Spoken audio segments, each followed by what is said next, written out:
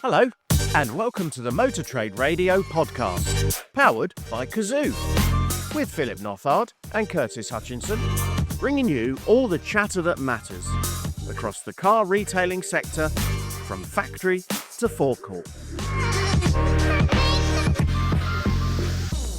Hello and welcome to this special Motor Trade Radio weekday podcast interview. Today we're delighted to be joined by Felipe Munoz, respected automotive industry analyst and speaker. Felipe's research on global car industry trends is shared on a regular basis on LinkedIn, providing a reliable source of unique insight on the auto industry across Europe, Asia, and the US.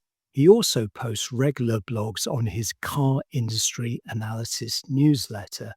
Links to both pages are in this episode's show notes. Philip and I are both big fans, so we do recommend you follow Philippe.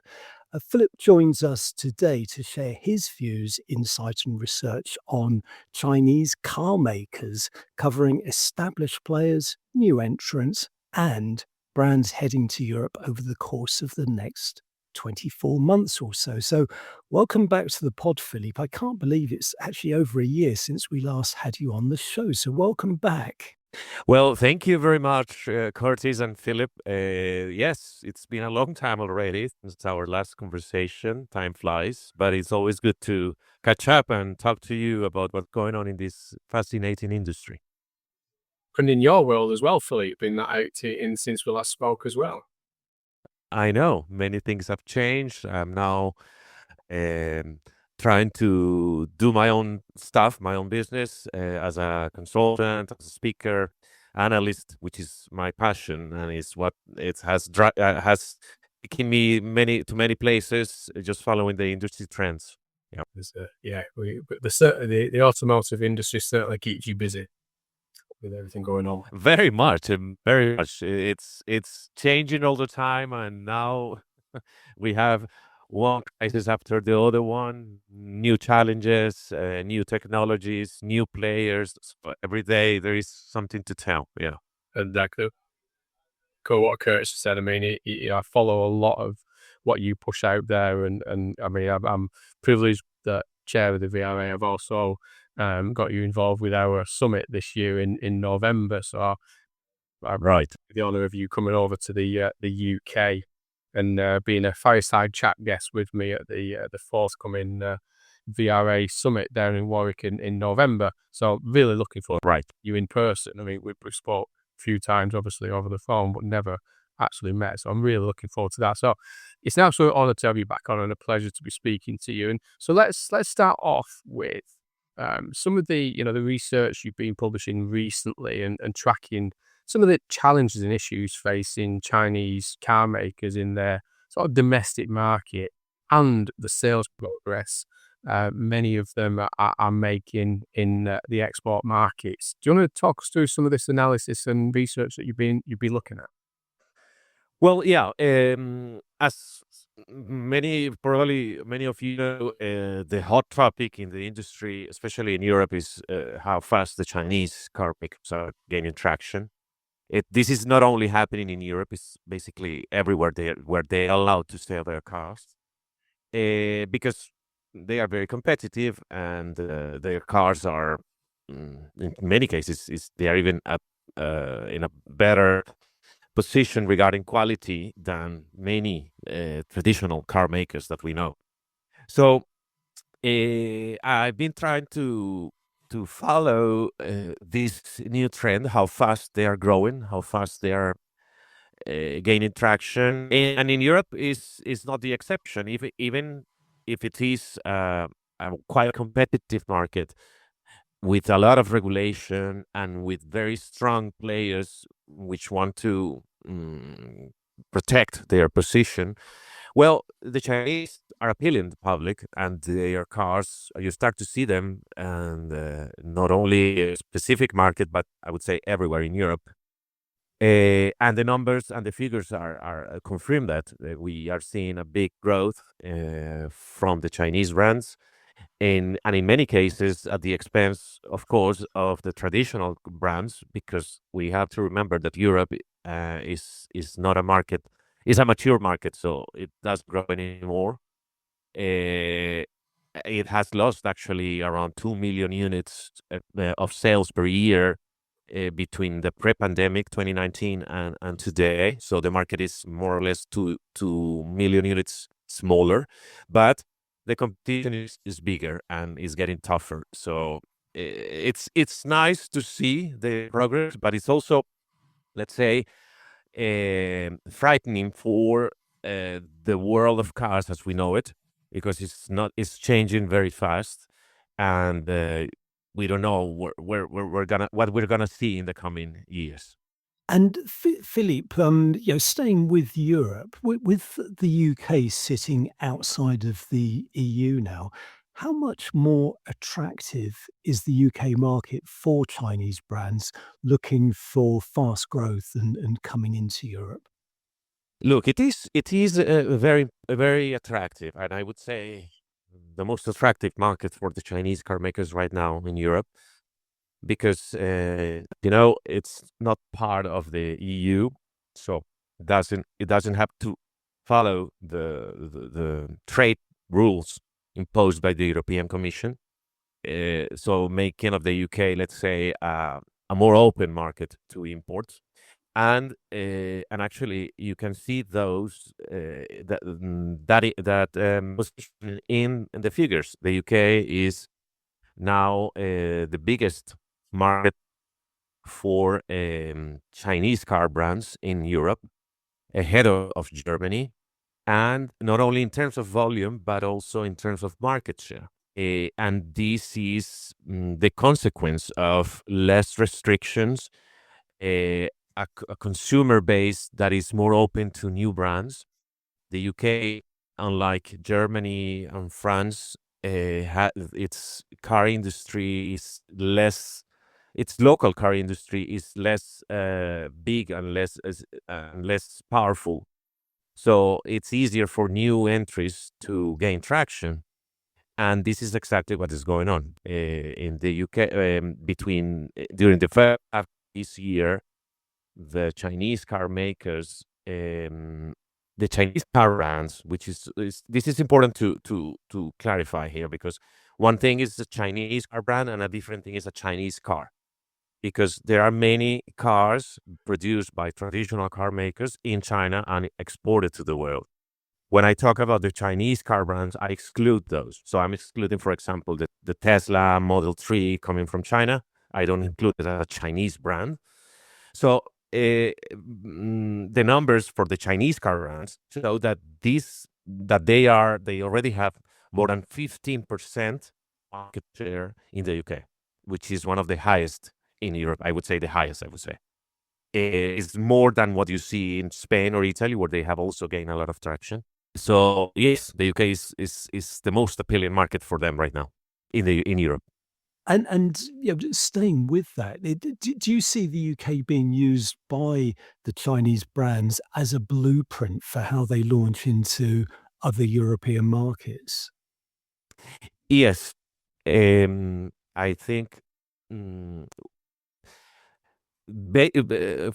as I said before, the attractiveness of the UK is making, or let's say, is forcing many Chinese car makers to try the UK first and then expand to the rest of the continent. Of course, we have always seen the opposite. We usually see the new cars being introduced in Europe before the UK. But with the Chinese, this might be changing because it's easier for them. It is, let's say, it's still the second car market in Europe behind Germany, so it's quite representative. And I think it's gonna gain even more protagonism within the next years. And I mean, on that, I mean, of all the new entrants brands that they've launched in recent years, and we can talk about one or two of those, but which are the ones that stand out for you as an industry watcher, and why? I mean, because obviously we've got the BYDs, we've got the JQs, the Motor, Chery now alongside that as the parent company, and Lepus now alongside that. But there's others that are earmarked in the UK and Europe. What for anybody listening, what should the industry be watching for, and why? Mhm. Well, there are many Chinese car makers, and ones you get in Europe are just a small part of them. There are many others that have not even tried to go abroad because they are now concentrated in China. But the long-term goal of most of them is, of course, to expand their business. So in Europe, as I said, so far the big game changers have been BYD, Chico and Omoda, and MG. We have to remember MG was the first one, and consider MG as a Chinese brand. Is even though it has a British heritage, it's right now is fully Chinese, right? So in addition to these ones, I think the upcoming wave of Chinese car brands is going to include Geely and Chang'an. Geely is now based on Q1 results, it was the largest Chinese car maker ahead of BYD for the first time. But it took quite a lot to expand its presence outside China, because it is the owner of other already Western car brands, right? So Volvo, for example. So they took their time, but now they are accelerating their plans. So Geely, I think, is going to be a new game changer in the coming months. It's already doing expanding its presence. And Chang'an is also a big group from China. If it's properly remember, I think it's the third largest by volume in China, or the fourth behind Chery. They are very close. But Chang'an has also taken its time to explore the European market. They have very competitive products. Deepa is one of them, one of their brands. And so they could eventually change everything. If we go farther down the ranking in terms of volume from China, there are other car makers that have not arrived yet. I think they are going to also change everything. Xiaomi is the first one. Xiaomi has made a revolution, let's say, in China. It has become like the Tesla in China. It's very popular there. It's only two cars right now are very popular. The Xiaomi SU7 and YU7. They just introduced a massive SUV for the Chinese market. I don't see a potential for that car outside China. But regarding the first two, the SU7 and YU7, I think they can do a lot of things in Europe, as Tesla did 10 years ago. We have to remember also the UK was a good example of this. The UK was one of the biggest markets for Tesla at the beginning. It was a market where it grew the fastest. So I think it's going to be also the case for Xiaomi whenever they decide to officially introduce the brand in Europe. And the UK, of course, is going to be a key market for them. The other one that might have also some potential is Li Auto or Li Xiang, which is so far focused or specialized on big SUVs with extended range engines. Their SUVs are quite appealing, very modern, very interesting in terms of comfort and tech solutions. And I think as an SUV brand, it also has some potential outside China. So let's see. But as I said, the Chinese car market is always bringing news, not only good ones, because actually there are some car makers from China that are also struggling there. So we will probably won't see them all in the outside China, but it's let's say it's changing the global market every day.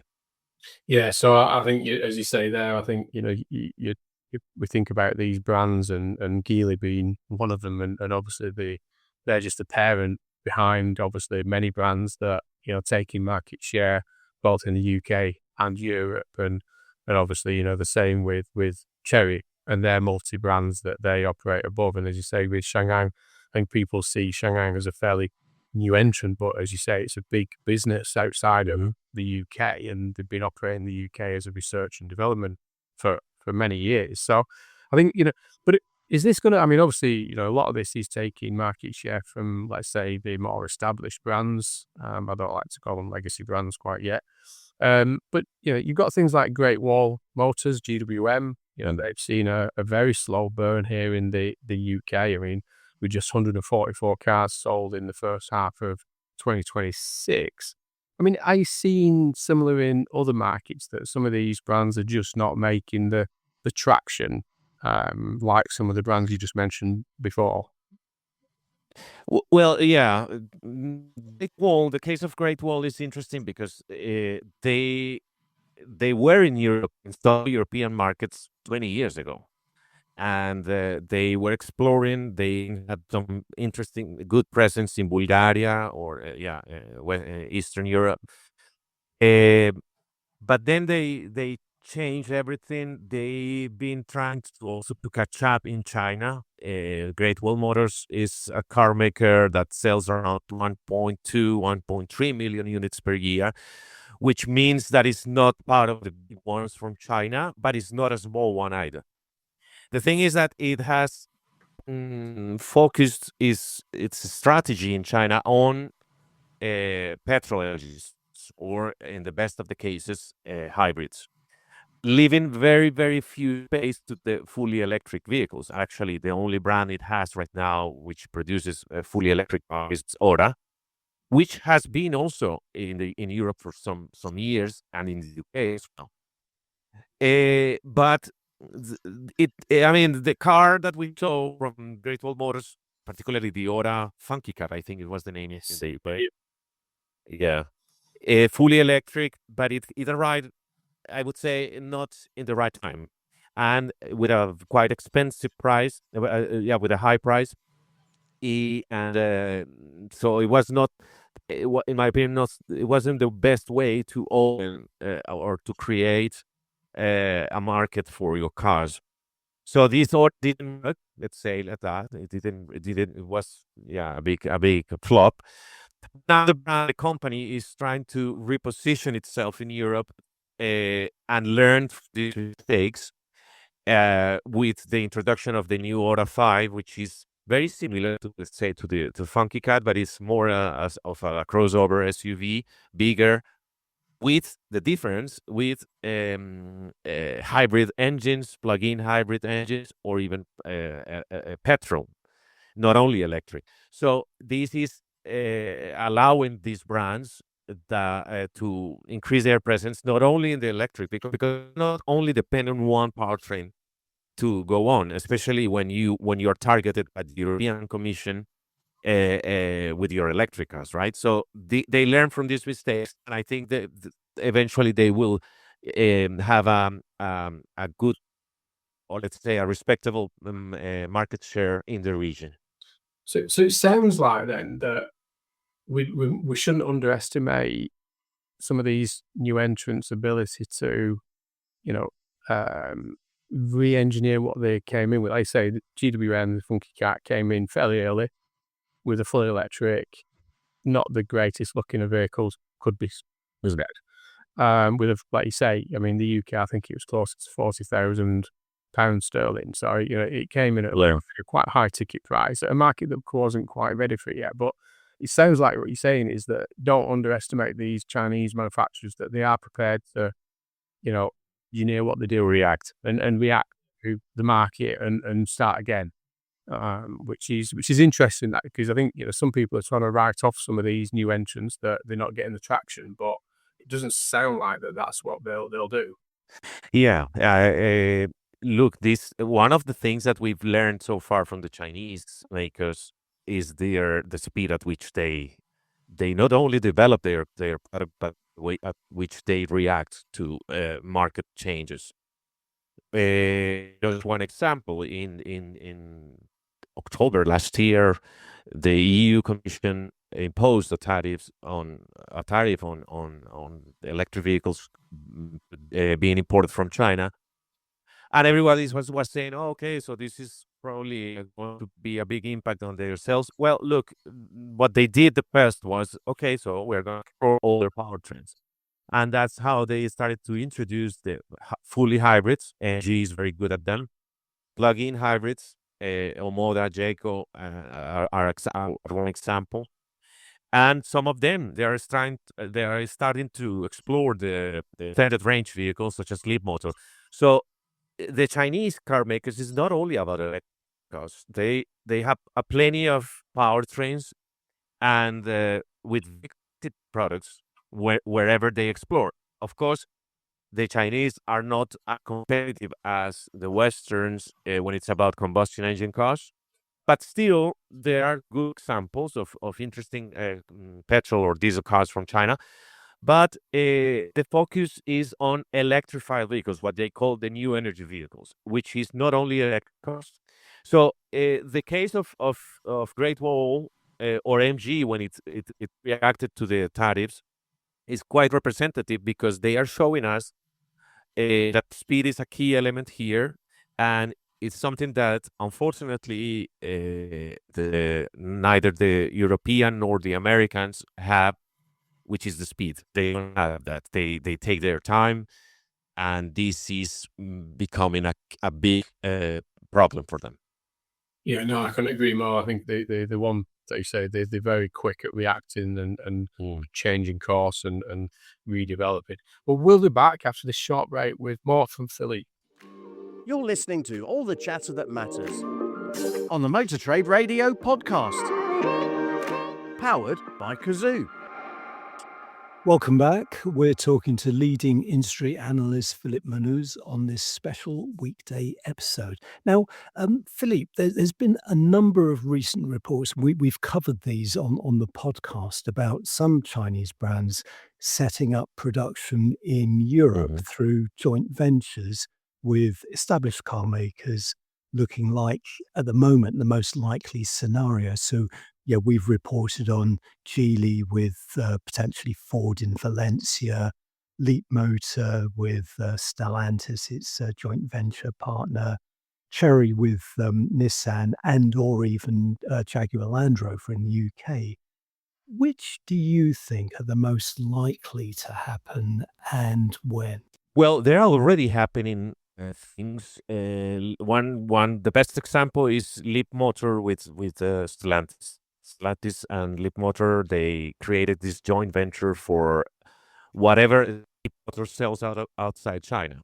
So there is a 50-50 there, or 51-49, I think, from 51 Stellantis, where basically Stellantis is in charge of all the sales and eventual production of Leapmotors out of China. It is going to start anytime soon in Spain. Some of one of its products. I think it's the B10, which is the small SUV. And it's paying off, because Leapmotors is taking off in Europe. It's selling quite a lot in Italy, and it's gaining traction in other markets such as the UK as well. That's one example, but there are others that are already taking place. For example, Chery with Nissan. Chery, I think, bought one of the plants Nissan had in Spain, and it's already producing or assembling, let's say, some of its model under traditional Spanish brands, Ebro and Santana. The upcoming announcements are from Dongfeng and Stellantis to use some of their plants in France. That's going to take place as well, because these plants need to be revamped. They need to use this. They need to make these plants productive again. It's not happening, and it's becoming a national problem, because the traditional car makers cannot, or let's say it's very difficult for them to fire people and close plants. So basically, at the moment, the only solution they have is to let's bring some partners from China and open the factories for them. But as you said, there are more orders. I've heard about Cherry as well in I don't know if it's UK or somewhere in Europe. So far, the only exception has been Volkswagen. It seems that they are happy with the collaboration they have right now in China, but they don't intend, at least for now, to use their factories for their Chinese partners. Let's see. But this is changing all the time, and the pressure, the market conditions are getting worse for them. So eventually, I think all of them are going to make use of this solution. So, as you say, I think some of the more established manufacturers, brands are honestly struggling with production utilization. Chinese manufacturers, they're quite asset light, aren't they? They don't like to just build a factory if they can obviously go in as a JV or take over an existing, because I say it's quite expensive to shut down a factory into. I believe is it more expensive, more costly to shut a factory than it is actually to build one in some cases for the established brands. So as you say, there's a lot going on there. Indeed. The thing is that at the same time, well, what they are doing is open their markets to the competition. So it is, let's say, a solution in the short term. Yes, they get rid of these headaches of these plants. In the long term, well, they are just bringing more competition to their own markets and locally producing in their own markets. So I'm not sure how good this is going to be for them. It's good for the entire economy, of course, because those car makers coming from China are going to employ people and they're going to keep these factories busy. But in the long term, the traditional ones are going to keep losing market share. Yeah, and probably final question. We'll get your crystal ball out here, Philippe. What's your forecast on how the new car market in Europe will look by the end of the decade? And probably as a follow up with that is how much growth is achievable by the Chinese brands, and how successful will the established brands be in protecting market share, especially against those European manufacturers? That's the big question. I think what we're gonna see is further expansion of the Chinese. Right now, we are seeing, even with the barriers to trade, the regulation and everything, they already have around 9% of the market by H1 2026. And as I said, not all of these brands are already in Europe. So it's just, let's say, it's the start of this story. And once they start producing locally or assembling locally, you should even further market share, a bigger market share. So I think this decade we will see a more how do you say, divided or market in terms of players. We won't see the usual ones leading with a lot of gap between them and the other guys. We should expect not to see Volkswagen, Stellantis, and Renault just being the usual leaders in all segments, but we will see a further atomization of the market because of the Chinese. It is already happening in other markets. As I said, Europe is one of them. This is not where they have the largest presence. If you go to Latin America, they already have double-digit market share, and they are having a big impact on markets and the car makers that have been operating them there for many years. Southeast Asia, the same. So I think Europe is going to head towards the same direction. Of course, it will all depend on regulation, trade wars, and all of that. But if these guys, if the Chinese decide to locally produce in Europe, well, it's going to be hard for them to kick them out. So I think what we will see by 2030 is more atomized. Do you say like that? Markets in Europe, yeah.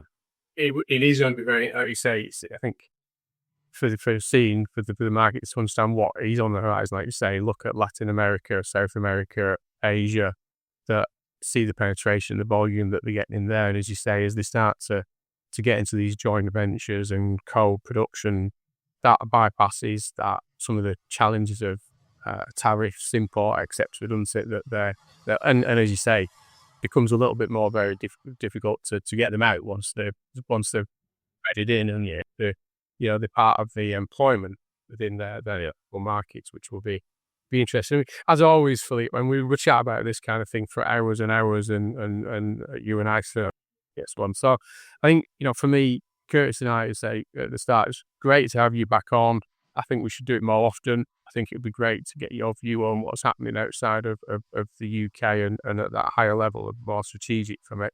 I think one thing for listeners that, as you say, very prolific in terms of social media. Those that don't follow you on LinkedIn, they are missing out. Curtis and I do, and I know a lot of people that do follow what you put out into the market. The other thing I would say is that, so to anybody listening to this podcast today, Philippe does a great newsletter that he does circulate to those wanting to be on the distribution list outside of what Philippe puts on LinkedIn. One has arrived this week, so it's the Shift Ahead for August 2026, and he's looking at the Stellantis bet on Leap Motors, BEV sales in 66 markets, the pickup marginal sales in Europe, and other things, and always a fascinating read. So on that, Philippe, if somebody wants to be added to that, can they just try and reach out to you through LinkedIn? Well, yes, there are many ways. Yeah, the easiest one is through my email, felipe.p.munoz@outlook.com, or to follow me on my social media platforms, Car Industry Analysis, and I always try to respond to the messages, and of course share the content with whoever is interested. Yeah. And as Curtis said at the start, we'll add contact details, etc., to the Sorry. notes as well to everybody listening to this podcast. Thank you. Well, Philippe, many thanks for joining us. Unfortunately, that is all we've got time for now. So we hope you've enjoyed this weekday special. Many thanks again to Philippe for joining us for today's pod. And Philippe, the door is open. You're welcome back anytime. But we're back with the headlines on Saturday. Until then, it's goodbye from me. And it's goodbye from him.